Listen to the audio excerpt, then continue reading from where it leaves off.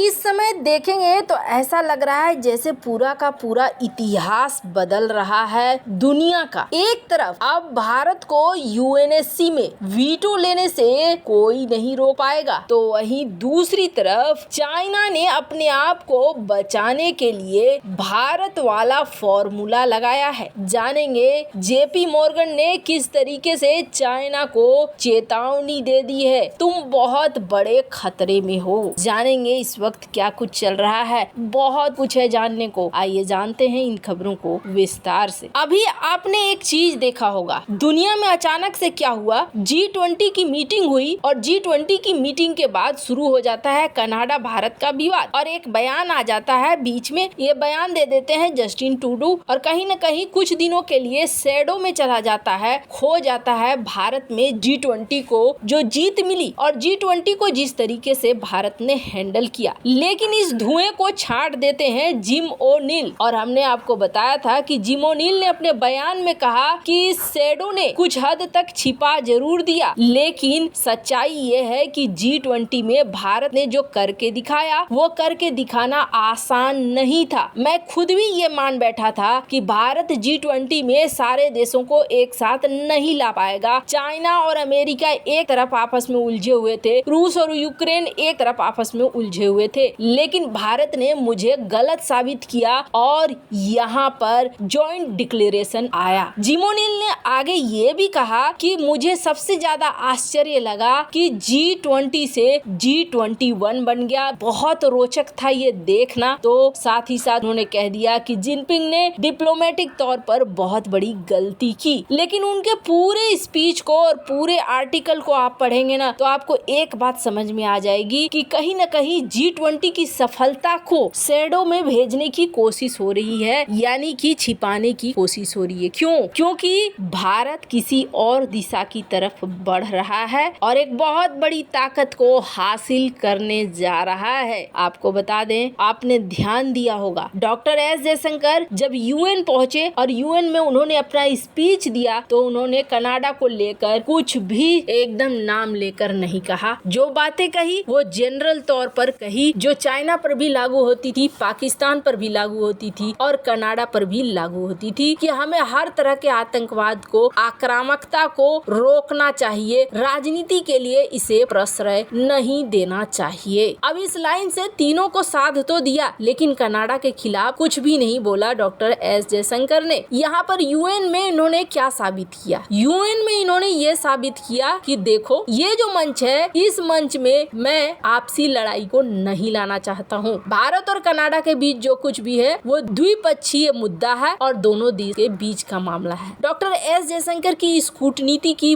बहुत अच्छी तारीफ हुई। हाँ, आपको बता दें फिर अलग से जब प्रेस कॉन्फ्रेंस हुआ तो उसमें डॉक्टर एस जयशंकर ने अपनी बात साफ साफ रख दी कि ये भारत की पॉलिसी नहीं है और अगर उनको ऐसा कुछ लगता है, कुछ खास है तो हमें सामने रखे, हमें बताए। भारतीय विदेश मंत्री एस जयशंकर इस बात को बहुत अच्छे से समझते हैं कि अभी इस मुद्दे को क्यों उछाला जा रहा है, इसलिए कि कहीं भारत उस ताकत को हासिल न कर ले। और वो ताकत क्या है तो आपको बता दें, वो ताकत है यूएनएससी में भारत की परमानेंट मेंबरशिप। और आपको बता दें जब G20 की शिखर सम्मेलन हुई थी तो पीएम मोदी ने फिर से कहा था कि यूएन में सुधार की जरूरत है और भारत को भी परमानेंट मेंबरशिप मिलनी चाहिए। आपको बता दें फ्रांस, अमेरिका, ब्रिटेन, जापान और भूटान समेत कई देशों का समर्थन भारत को पहले से ही है, पर भारत कब इस संगठन में परमानेंट तौर पर शामिल होगा? कहा जा रहा है कि अब सुधार की बातें होने लगी है। कई विशेषज्ञ मान रहे हैं कि जिस तरह से भारत ने G20 सम्मेलन में अपने वैश्विक नेतृत्व की क्षमता साबित की है, यूएनएससी की दिशा में वो इसी तरीके से आगे बढ़ रहा है। लगभग सारे के सारे देश को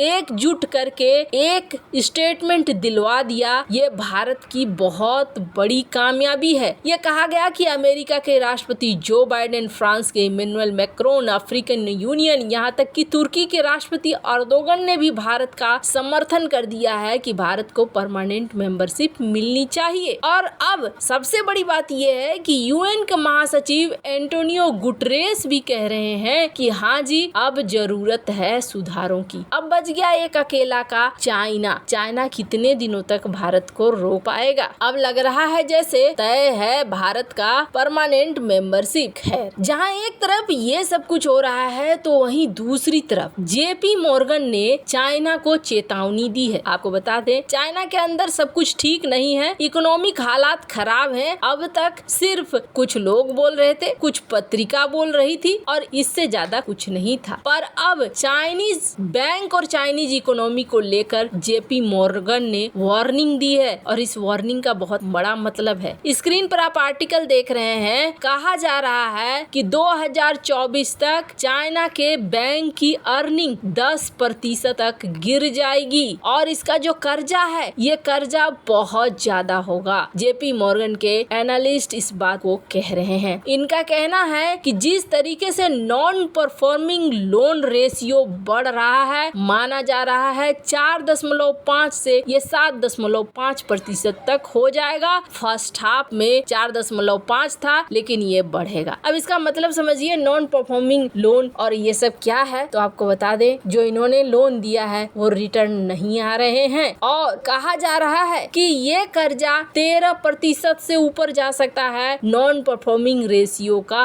कहने का अर्थ है कि जो लोन दिया वो लोन वापस नहीं भी आएगा। ये आप स्क्रीन पर देख रहे हैं। हालांकि चाइना बहुत कोशिश कर रहा है और बैंकों में नियम भी डाल रहा है, पर जेपी मॉर्गन के इस वार्निंग के बाद चाइना के लिए संकट ये खड़ा हो गया है कि निवेशक अब यहाँ पैसे लगाने से बहुत डरेंगे। इन सब के बीच में सीसीपी ने एक फैसला लिया। स्क्रीन पर मिंट की रिपोर्ट देख सकते हैं। चाइना के एवरग्रांड के शेयर को सस्पेंड कर दिया गया है और ये भारत और अमेरिका को सीख कर रहा है चाइना, ऐसा कहना है उदय कोटक का। एवरग्रांड ने इस वक्त हल्का मचाकर रखा हुआ है। हाल फिलहाल में एक मीटिंग भी तय हुई थी, लेकिन वो भी नहीं हुई और उसके बाद शेयर मार्केट धड़ाधड़ गिरने लगा। और इन सब के बीच में जो इसके चेयरमैन है हुई, इनको हाउस अरेस्ट बोले या रेसिडेंशियल सर्विलांस बोले, इसमें डाल दिया गया है। ये क्या होता है? ये होता है कि आप घर में पड़े रहो, वहाँ से बाहर नहीं निकलना, शायद कुछ ऐसा ही। पर आपको बता दें, अब इन्होंने सबसे बड़ा वाला एक्शन लिया है और इन्होंने कहा है कि लिस्ट से हटा दो एवरग्रांड के शेयर को, वरना ये बाकियों के लिए भी समस्या खड़ी करेगा। और ऐसा ही किया गया है, जिसके बाद उदय कोटक इन्होंने एक बयान जारी किया है। स्क्रीन पर आप देख सकते हैं कि एवरग्रांड के ऊपर चाइना ने जो एक्शन लिया है, ये एक्शन 2 साल बाद लिया गया,